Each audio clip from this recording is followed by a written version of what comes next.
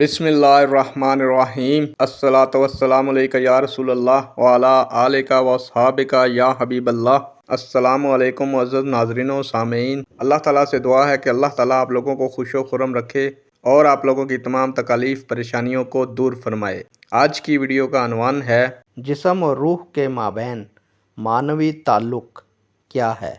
उम्मीद करूंगा कि ये मालूमात आपके इल्म में इजाफ़ा फरमाएगी और आप इस वीडियो को शेयर करेंगे, चैनल को सब्सक्राइब करेंगे ताकि दूसरे लोग भी इस मालूमात से मुस्तफ़ीद हो सकें। प्यारे दोस्तों, बढ़ते हैं वीडियो की जानिब। दोस्तों, रूह के साथ जिस्म को अज़ाब सवाब इसलिए होता है कि जिस्म और रूह के दरमियान एक मानवी ताल्लुक़ होता है।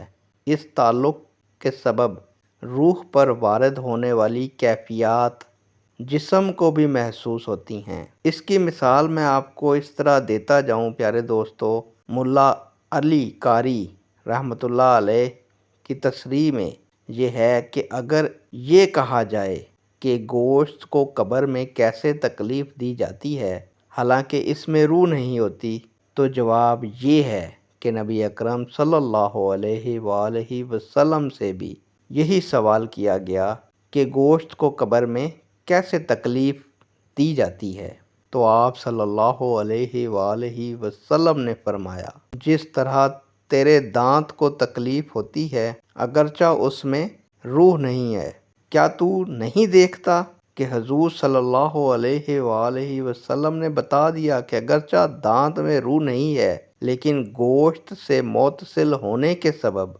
उसको तकलीफ़ होती है। इसी तरह मौत के बाद चूँकि रूह का जिस्म के साथ ताल्लुक़ होता है इसलिए जिस्म को भी तकलीफ़ होती है। अल्लामा अब्दुल गनी रहमतुल्लाह अलैह फरमाते हैं कि मुर्दों की रूहें उनके जिस्मों के साथ एक ताल्लुक़ रखती हैं जो कब्रों में हैं, अगरचा उनके अजसाम वो सीधा होकर मट्टी हो जाएं। बेशक प्यारे दोस्तों, जिस पर इनाम होता है और जिस्म के जिस हिस्से को अज़ाब होता है उसमें रूह बाकी रहती है और उसी को तकलीफ़ व अज़ाब भी होता है और यही लज्जत व इनाम भी उसी हिस्से में पाई जाती है।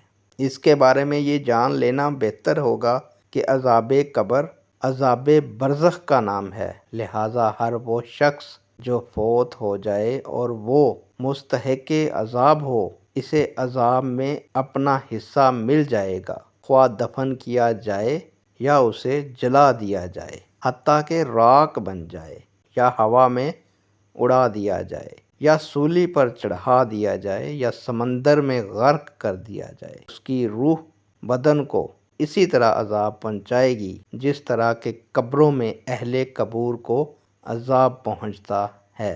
तो दोस्तों, ये सारा खुलासा ये बात सामने लेकर आता है कि इंसान के जिस्म और रूह के दरमियान एक ताल्लुक़ होता है और इन दोनों पर अज़ाब व सवाब मुरतब होता है, ख्वाह जिस्म किसी हालत में क्यों ना हो। और उस ताल्लुक़ के बायस जो क़ुव्वत ख़ासा यानी महसूस करने की क़ुव्वत पैदा होती है इसे हयात के साथ ताबीर किया जाता है। जिस्म और रूह के माबैन ताल्लुक़ रहता है, हमेशा रहता है, कब्र में भी रहता है, अज़ाब व सवाब की कैफ़ियत में भी बरकरार रहता है।